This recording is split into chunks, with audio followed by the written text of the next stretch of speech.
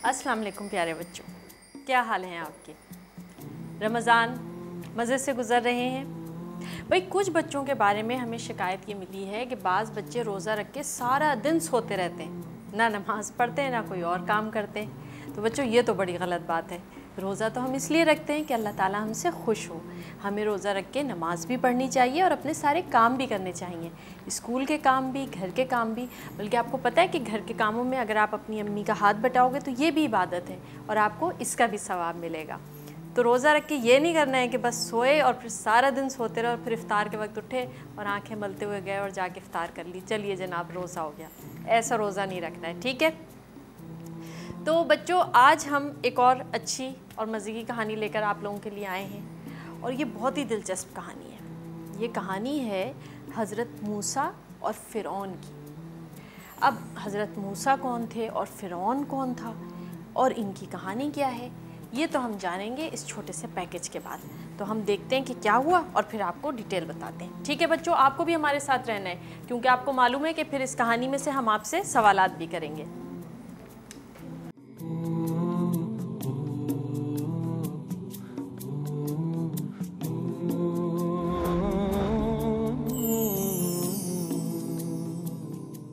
मिस्र का बादशाह फ़िरौन बहुत ज़ालिम था। उसने नजूमी के कहने पर हुक्म दिया था कि बनी इसराइल में पैदा होने वाले हर लड़के को मार दिया जाए। जब हज़रत मूसा पैदा हुए तो उनकी माँ ने उन्हें बचाने के लिए संदूक में रखकर दरिया में बहा दिया। ये संदूक बहता हुआ फ़िरौन के महल तक पहुँच गया और उसकी बीवी आसिया ने मूसा को अपना बेटा बना लिया। हज़रत मूसा को अल्लाह ने पैगंबर बनाया और उन्होंने अपनी कौम को अंधेरे से बाहर निकाल दिया।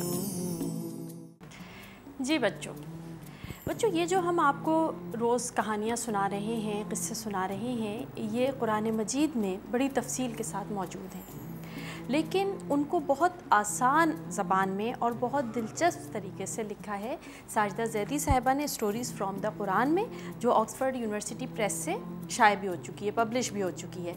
तो इसी किताब में से हम रोज़ आपको एक कहानी सुनाते हैं और आज हमने आपके लिए मुंतखब की है मूसा एंड फ़िरौन, यानी हज़रत मूसा और फ़िरौन की कहानी।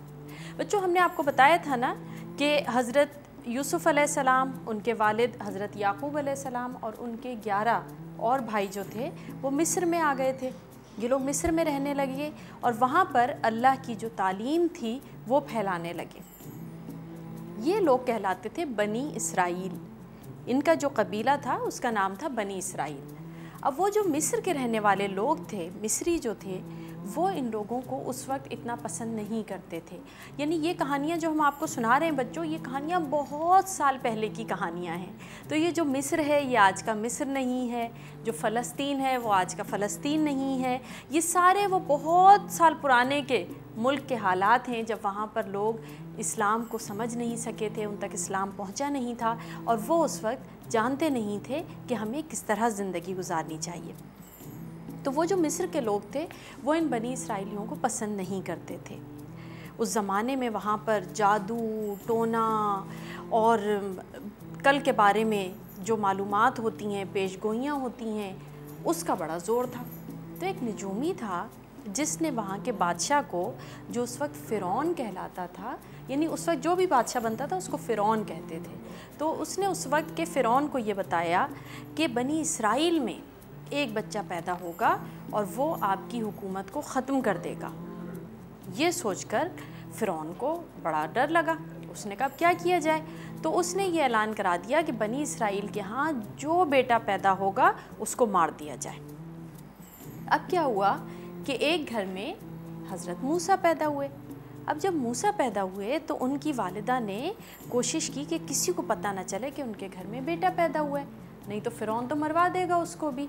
तो उन्होंने क्या किया कि अपने छोटे से बच्चे को, कितना मुश्किल होता है ना अपने प्यारे से बच्चे को अपने से अलग करना, लेकिन उन्हें तो उसकी जान बचानी थी, तो उन्होंने उसको छोटे से एक संदूक में, लकड़ी के बॉक्स में रखा और उनको दरिया में बहा दिया और अपनी बेटी से कहा, बड़ी बेटी से, कि तुम इसके साथ साथ जाओ, संदूक के साथ साथ दरिया के किनारे, और जहाँ ये संदूक रुके तो देख लेना कि ये कहाँ पहुँचा है। इसलिए कि जब वो अपने बेटे को उस टोकरी में रख रही थी तो उन्होंने अल्लाह ताला से दुआ मांगी کہ یا اللہ تو اس کی حفاظت فرمانا، تو اللہ تعالیٰ نے ان کی دعا قبول فرمائی اور ساتھ ہی یہ بھی وعدہ کیا کہ بہت جلد یہ بچہ آپ کو واپس ملے گا۔ اب کیا ہوا کہ وہ بچہ تیرتا تیرتا فرعون کے محل کے پاس ہی پہنچ گیا، اور وہاں پہ کچھ عورتیں بیٹھی ہوئی تھیں، انہوں نے وہ صندوق دیکھ لیا۔ جب انہوں نے وہ صندوق کھولا تو دیکھا اس کے اندر ایک پیارا سا چھوٹا سا بچہ لیٹا ہوا ہے اور انگوٹھا چوس رہا ہے۔ ان لوگوں کو بچہ بہت پیارا لگا۔ انہی عورتوں میں فرعون کی بیوی آسیہ بھی تھی۔ جب آسیہ نے دیکھا یہ بچہ تو انہوں نے سوچا کہ کیوں نہ اس بچے کو میں پال لوں، اس لیے کہ ان کی اپنی تو کوئی اولاد تھی نہیں۔ تو انہوں نے کہا بھئی اس بچے کو ہم رکھ لیتے ہیں اور ہو سکتا ہے کہ یہ ہمیں آرام پہنچائے۔ یہی بات انہوں نے فرعون سے بھی کہی۔ فرعون نے منع کیا کہ نہیں، ہم ایسے کیسے کسی کا بچہ رکھ لیتے ہیں، لیکن آسیہ نے کہا کہ نہیں، اس کو میں اپنا بیٹا بنا کے رکھوں گی۔ اب دیکھیں آپ اللہ کا کام کہ فرعون کے ہی گھر میں حضرت موسیٰ کی پرورش ہوئی، وہ وہیں پلنے بڑھنے لگے اور آہستہ آہستہ بڑے ہو گئے۔ جب حضرت موسیٰ بڑے ہوئے تو وہ بہت اچھے، نیک اور بہادر انسان تھے۔ انہوں نے دیکھا کہ وہاں پر جو بنی اسرائیل ہیں وہ بیچارے بہت برے حال میں رہ رہے ہیں، اور ان کے ساتھ یہ جو مصر کے لوگ ہیں وہ بہت ظلم کرتے ہیں۔ ایک مرتبہ کیا ہوا کہ وہ ایک بازار میں سے گزر رہے تھے تو انہوں نے دیکھا کہ ایک مصری جو تھا وہ ایک بنی اسرائیل کو جو کمزور تھا اس کو مار رہا تھا۔ جب حضرت موسیٰ وہاں سے گزرنے لگے تو اس بنی اسرائیل کے آدمی نے آواز دی کہ موسیٰ میری مدد کرو۔ اب حضرت موسیٰ گئے، ان کو تو بڑا غصہ آ گیا کہ دیکھو ایک کمزور آدمی کو اتنا مار رہے وہ۔ اب انہوں نے غصے میں ایک تھپڑ اس کے منہ پہ لگایا جو مصری تھا، لیکن وہ تھپڑ اتنی زور کا تھا کہ وہ مصری گرا اور مر گیا۔ اب تو حضرت موسیٰ بڑے پریشان ہوئے، بھائی بچوں نے جان سے تھوڑی مارنا تھا اس آدمی کو، وہ تو غصے میں انہوں نے مارا اور اتنی زور سے پڑ گیا ہاتھ کہ وہ مر ہی گیا۔ اب تو حضرت موسیٰ بڑے پریشان ہوئے، انہوں نے کہا اب تو مجھے پکڑ لیا جائے گا کیونکہ میں نے ایک آدمی کو مار دیا، اس لیے وہ وہاں سے بھاگ گئے اور نینوا کی طرف چلے گئے۔ ایک اور ملک تھا وہ اس کی طرف چلے گئے۔